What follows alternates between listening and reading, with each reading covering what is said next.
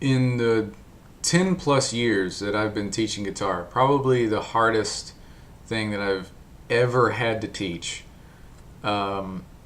is rhythm to somebody who doesn't just kind of have it naturally.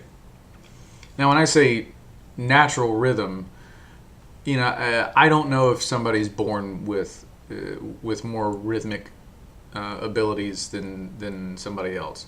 And is the last time that I researched this, there's no scientific evidence showing that there's some kind of a musical DNA or rhythmic DNA. There's theories and everything, but the theories have more to do with your environment when you were coming up. My rhythmic abilities, I credit my upbringing a lot more than some kind of natural giftedness, because my earliest memories, and I'll put up a picture at the end of this video, and you can see this for yourself. My earliest memories were being 4 years old and having headphones on my head, listening to my parents' record player and cassette deck. I was just always around it. I had two huge music fans for parents that they even met on the local music scene and all that stuff. But I digress. Rhythm is very hard for me to teach, just because I don't mean to sound like a total tool when I say this. It's not a struggle that I really can identify with. Now, rhythm with dancing, that's something completely different. That is something that I've tried and failed, and it's not an ability that I possess, because it's not something that's ever been a thing for me, really. But playing music, strumming on a guitar was just, I grew up watching my dad play guitar, so that maybe that helped too.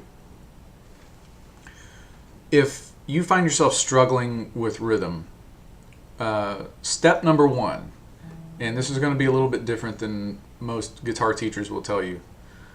Most guitar teachers will just go right for practice with a metronome. No, I would say before that, listen to music a little bit differently, because most of the people that I've seen that struggle with rhythm don't actively listen to music. They passively listen to music. They have it as background noise. So try to listen to it a little bit differently. Listen to music a little differently, and really try to concentrate on the rhythm. Try to internalize it. Bob your head up and down, tap your foot.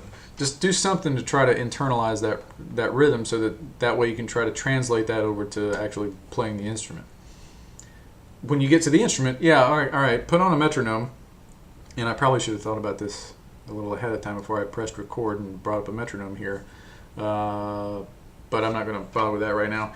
Try to match the click that you hear. And just check that you can get that first, that you can strum at the same time that you hear a click.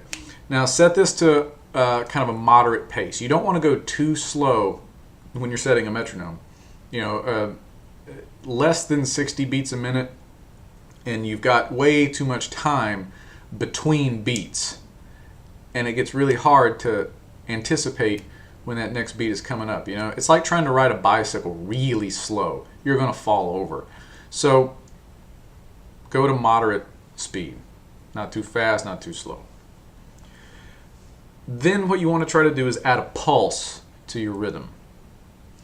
I see way too many, probably every single struggling rhythmic student that I've had, they're very stiff and still.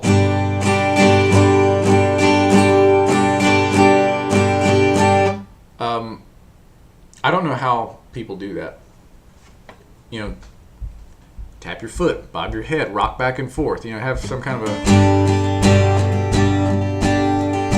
Rhythm is something you need to feel physically.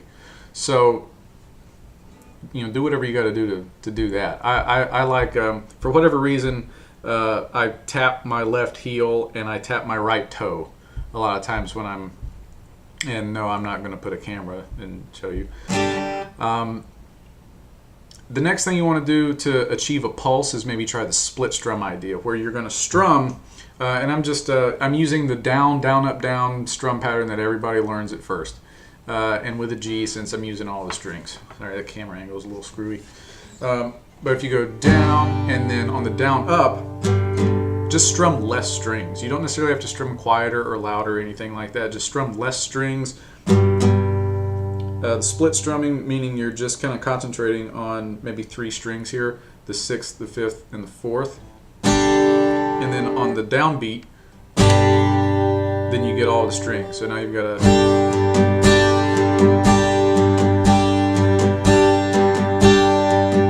See how that's got more of a pulse? 1 and a 2 and a 3 and a 4. 1, 2. So you're really, by doing that, by just hitting those high strings on the downbeat, you're accenting it. If you wanted to, maybe exaggerate that a little further, you could palm mute and maybe just hit 1 string when you do the down up thing, like a...